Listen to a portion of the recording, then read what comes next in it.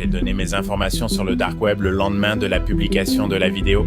Je me réveille et reçois un appel d'une banque disant qu'un compte a été ouvert. J'ai donné mon IP à un hacker pakistanais la semaine dernière. Tu viens de pirater le compte Netflix d'un gars. Oui, je ne sais pas qui est ce type. Toi, tu as sûrement énervé quelqu'un et enfreint plusieurs règles. Je suis banni de TMGG et je préfère rester anonyme. Certains problèmes. Il y a quelques mois, j'ai exploré le dark web et j'y ai volontairement diffusé des informations pour tester sa dangerosité. Cette phrase concerne beaucoup de gens. Mon numéro, ma carte bancaire, des V-Bucks. J'ai pris des précautions et toutes les informations que j'ai données venaient de ma fausse identité.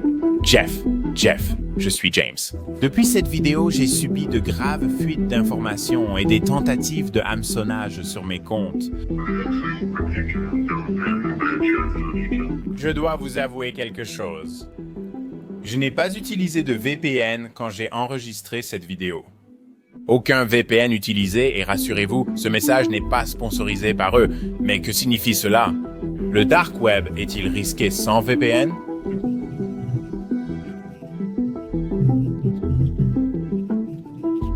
Mon cœur battait la chamade quand j'ai découvert quelles informations avaient été divulguées à quelqu'un.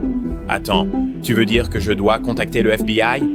Est-ce que c'est ma propre négligence qui a fait que mes informations ont été divulguées? Est-ce que c'était, peut-être, je ne sais pas, 10 000 virus? Est-ce que cela n'a aucun rapport? Y avait-il quelque chose de personnel? Là-dessus, tout simplement? Non, je ne prendrai jamais ça pour une coïncidence. Le jour après l'homme. Ça correspond aussi? Bien, j'ai recréé la même configuration que lors de ma visite sur le dark web. Donc, je devais savoir ce qu'un hacker peut faire et si les précautions que j'ai prises étaient suffisantes. Tu peux donner tes adresses IPS. Moi, et j'ai payé un hacker pour me pirater.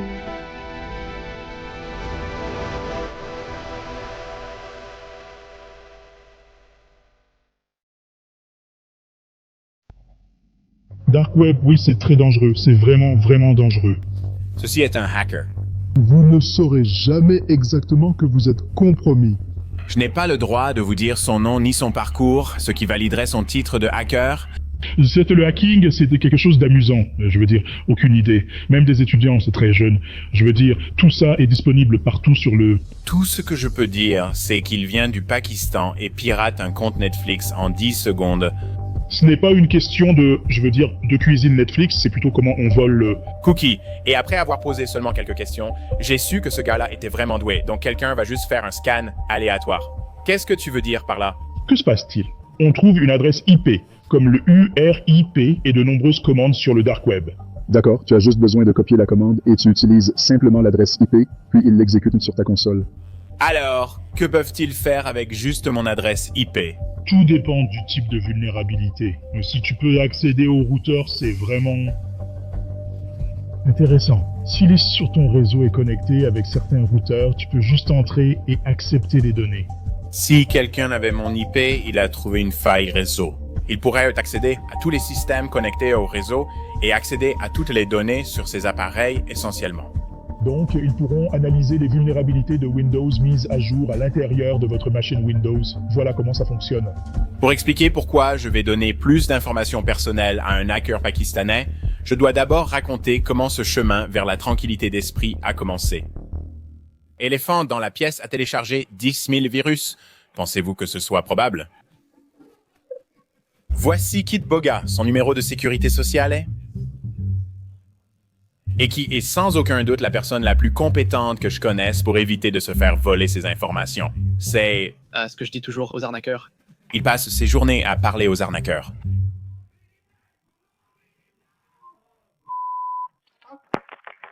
Y avait-il quelque chose de personnel là-dessus?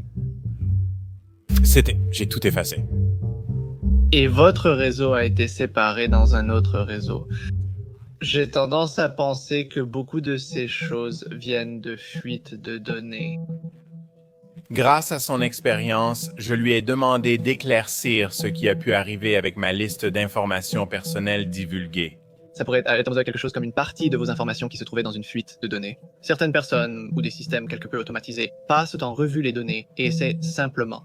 Le simple fait est que la plupart d'entre vous qui regardez ceci ont vu leurs informations divulguées au public à cause d'un piratage sur un grand serveur d'entreprise. Je ne veux pas effrayer les gens en disant « Frère, tout le monde en a après toi ». En réalité, vous avez sans doute déjà été impliqué dans plusieurs violations de données. Ouais, quelqu'un finira par vouloir utiliser ces infos contre vous. Et ça en soi, ça peut être assez stressant. Mais là où ça devient vraiment effrayant, c'est si la personne qui a obtenu mes informations l'a fait en me piratant directement. Je n'essaie pas de vous faire peur, mais si c'est quelqu'un qui vous cible activement, genre, il veut attraper Monsieur Sans-Abri, tu vois, il veut sortir là-bas, en gros sans-abri, c'est un tout autre niveau de menace. C'est ça qui m'a vraiment lancé dans ce parcours. Mais encore une fois, j'ai l'impression que... Coincidence. Donc tu dis, soit quelqu'un est vraiment énervé et il me cherche vraiment, soit c'est une coïncidence que ce soit arrivé le lendemain de cette vidéo. Mec. Je pense pas que ce soit une coïncidence, mec. Prochaine étape dans cette quête de sagesse, Moudar de Some Ordinary Gamer. Je ne sais pas à quel point t'as partagé tes réseaux sociaux. Tu les as déjà donnés, genre, à AT&T ou un truc du genre, à un fournisseur d'accès Internet quelconque? Probablement, mec. Ouais, un expert en tout ce qui concerne le dark web. Tu sais, je regarde ta chaîne depuis un moment. Tu as beaucoup d'expérience avec, genre, les trucs du dark web. Ouais, c'est justement sur ça que je travaillais en ce moment, en fait. Oh. Non, ce gars vit en gros à l'intérieur d'une machine virtuelle. Comme sur le dark web, VPN essentiel. J'utilise toujours un VPN et Tor. Je n'utilise pas de VPN. Il ne faut jamais l'exécuter sur un système d'exploitation haute. Point final. Télécharger VirtualBox ou équivalent. Je l'exécute sur le système d'exploitation haute. Je ne sais pas ce qu'il pourrait faire, quel type de script pourrait être en cours d'exécution, mais d'habitude, le navigateur Tor est vraiment bon et très sécurisé. Cependant, sans ouvrir un site web précis pour observer ses actions, il est difficile de se prononcer. Voilà à quoi ressemblait mon installation lors de l'enregistrement de cette vidéo sur le dark web. Le PC portable est alimenté et son port HDMI relié à ma carte d'acquisition sur mon système principal. Je n'étais pas trop inquiet car il n'existe pas vraiment de normes pour transférer des données via HDMI. C'est simplement un transfert de médias. Sur mon ordinateur portable, j'utilise le navigateur Tor conçu pour accéder au dark web. Et le réseau, c'est l'accès de ce téléphone Android. Tu essayes quoi? Ton téléphone est bien sur les données, genre 5G ou Long Term Evolution?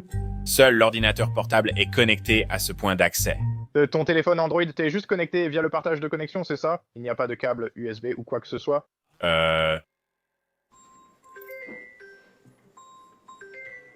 Salut yo, Basica Monde Sans-Abri.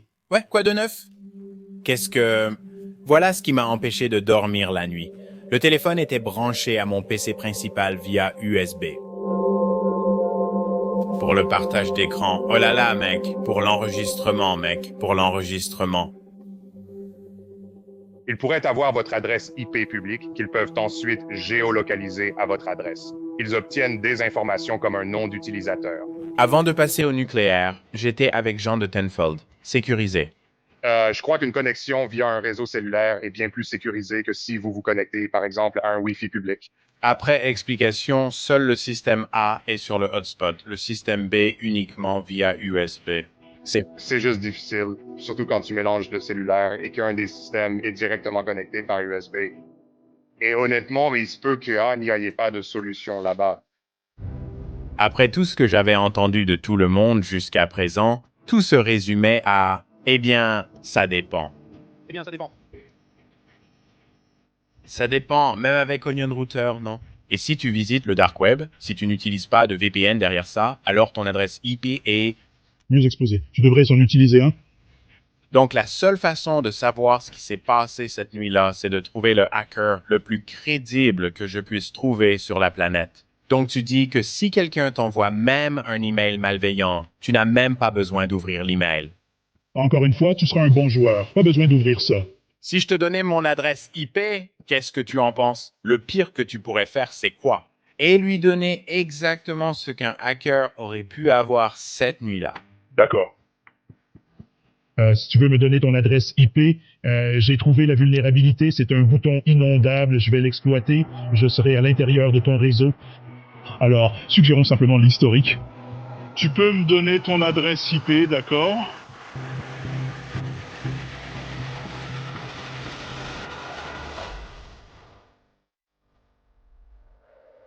Pendant que je me faisais pirater, j'ai lancé une analyse complète avec l'antivirus ultime du hacker. Alors, est-ce que tu en as un gratuit à me recommander? J'avais le sentiment qu'il était très honnête avec moi. Je peux te partager l'associé si tu veux. J'ai scanné 50 téraoctets de données. Aucun code malveillant n'a été détecté sur mon système. Tout le monde essaie de pirater de nos jours. Et le hacker n'a pas réussi à pénétrer dans mon réseau. Nous sommes tous ignorés et effrayés. Vous utilisez seulement cette connexion pour Internet. Rien ne se passe. Vous n'utilisez aucun Celsius qui pourrait permettre à vos PC ou à votre connecteur Internet de recevoir des connexions entrantes. C'est cool, c'est bon à entendre. Et même si j'étais ravi de découvrir que mes précautions suffisaient à me protéger contre une fuite d'IP, ce profond soulagement a été éclipsé par une autre chose. Ça ne devrait pas arriver à moins que tu télécharges un de leurs programmes et que tu l'exécutes vraiment, auquel cas, tu sais, tout est possible.